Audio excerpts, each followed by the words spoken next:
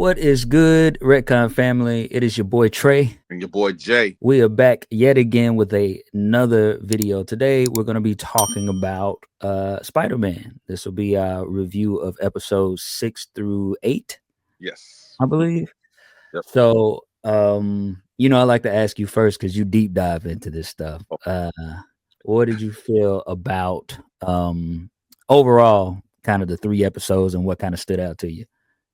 overall, they continue to be solid. Yeah. Uh, I'm definitely mindful of where it's going. I knew eventually we're going to get to the point where Spider-Man is going to go up against some type of foe that's going to take him through the ringer in order for us to finally get to the classic Spider-Man costume. Mm. Every hero that they go through the highs originally as they into a new chapter into their heroic journey, which was, i.e., Norman Osborn giving him suits, and then finally gave him the Future Foundation suit. Everything seemed hunky dory, and then finally he run up against the foe that just was no holds bars, which ended up being Scorpion, Matt Gargan. He definitely gave him the business. We got to see more of Doc Ock and everything there, and we got to see more. Well, not finally, but we got to see more interaction of the Marvel Universe as a whole as well. Because of course, during one of the episodes, we saw that Iron Man popped up, to help with the apprehension of Doctor Octopus. So I thought that was good, because I always would think, all these heroes live in New York, and yet not they don't run into each other at some point in time during some type of team up or a battle with a bad guy. I mean, they're literally in the close proximity. So I'm glad that they're actually showing all of that. I mean, they did that in the beginning with Doctor Strange popping up in episode 1, and now here we are with Tony Stark, which is weird because we know that this world is parallel and different at the same time compared to the Sacred Timeline, which this is coming fresh off of the Sokovia Accords Civil War battle. So you got Iron Man in a very retro classic Iron Man armor. Like that was one of his very first armors in the beginning of his Iron Man run in the comic books. But it was good. And then of course we see Lonnie Lincoln, get into his tombstone fit. You're right. It's finally progressing even more as we're seeing it. It first started off as like he didn't have a choice, but now it seems more involuntary that he's choosing to become Tombstone more. And then we see the dynamics, of course, of Harry and Nico play off of Peter's friendship and how they find a friendship amongst themselves too. And it feels like almost every rush of episodes that we receive, somebody new is finding out Peter is Spider-Man. It's like this secret is not being that secretive, it seems, you know. But yeah, these last 3 episodes, the 6, 5, and 7, they've been pretty good. It's been consistent. It's been consistency across the board. There hasn't been any like plot holes that I've noticed, and I love that they're able to streamline humor, Yeah. much, but just enough. And I love the whole Doctor Octopus Vincent repertoire that they had. He tried to act like he don't care, but then as soon as Vincent talked about some soup, he's like, "Just bring the soup and I'm done with you, okay?" So I thought that was pretty cool. Yeah. Yeah. So I agree, man. It was cool. It's cool to see this world continue to expand and kind of these characters take the form that we're used to from the comics. So what kind of jumped out? I know you're great at kind of making the tie between what we see on screen versus what's in the comic books. Mhm. So what kind of things kind of popped up to you in terms of what you see between in terms of things that are like and things that are different?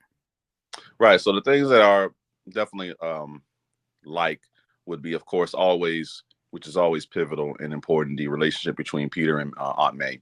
There's always that burden that they share with each other. Yet sometimes they don't recognize it in each other. That they don't ever want to be a burden to others, and then they're willing to take it all on themselves if it spares it from each other.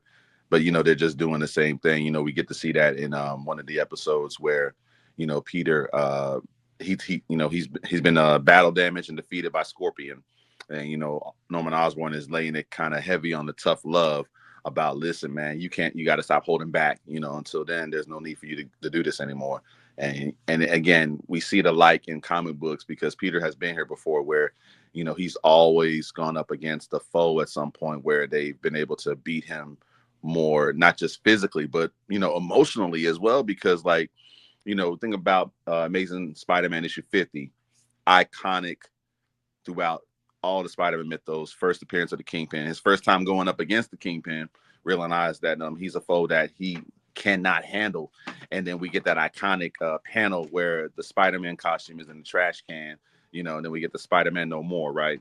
So that kind of played into this, where we have Peter feeling defeated and Aunt May trying to shoulder the burden for him, as well as trying to explain his injuries, which he always, fumbles that, and yet people still Buy it.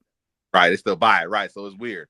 What also stood out that wasn't in the comic books, as far as I can tell, was when Peter went back to Norman, and Norman talking about with great power comes great respect. I don't think I've ever heard that line ever ushered in any of the Spider-Man comic books. And you gotta understand, I read a good bit of comic books of Spider-Man, from his all the main titles, the side titles, the limited series, and never have I heard that broken down. That was something beautifully entered into the Spider-Man mythos, and definitely a play on the great power, great responsibility. Because you have Norma, who's coming from this perspective, which that plays to his character pretty much. Power comes respect.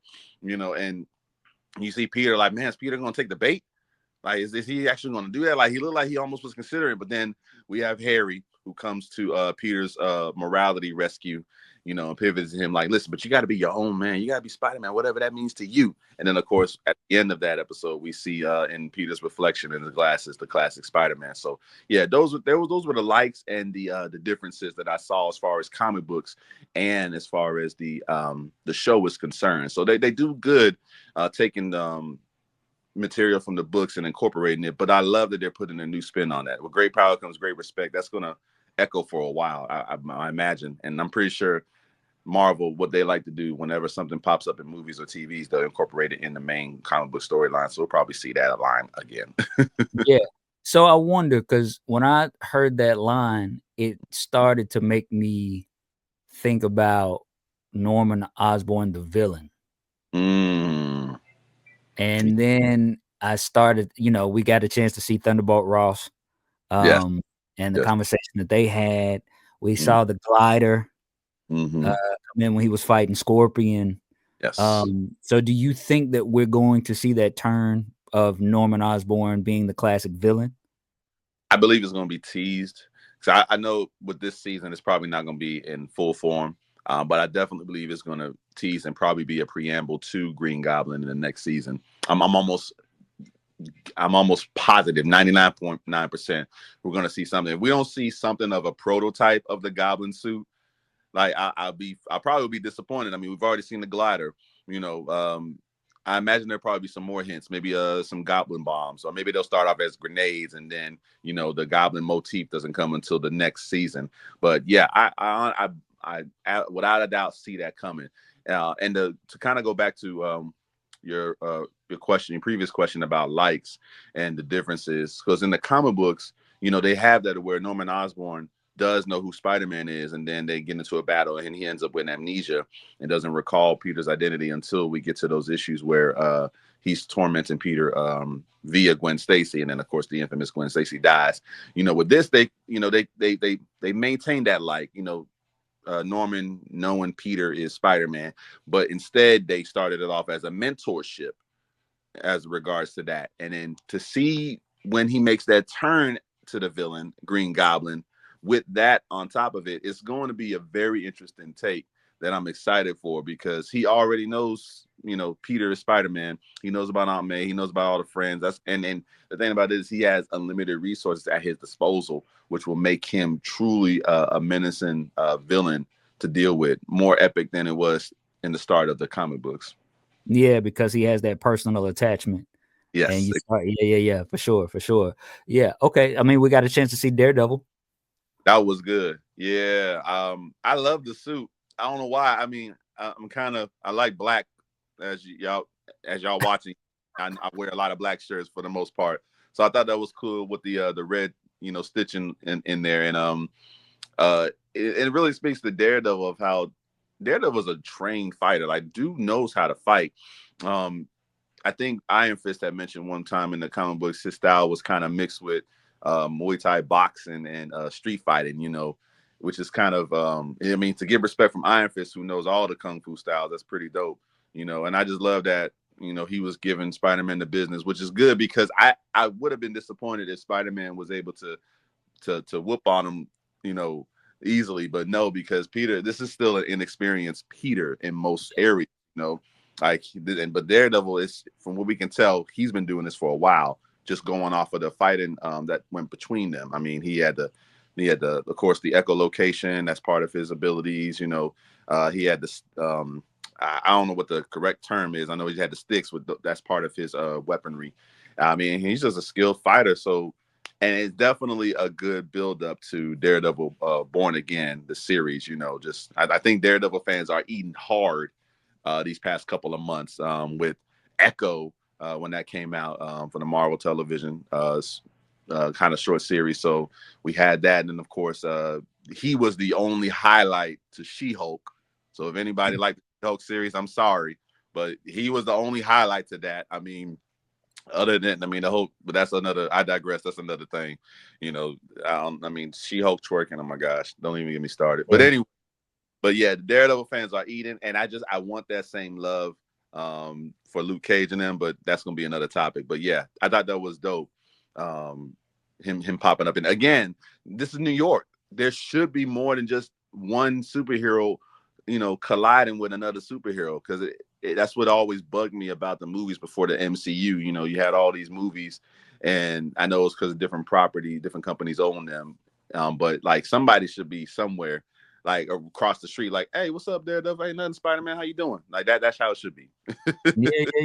Yeah. And it's cool to see. I mean, you mentioned it.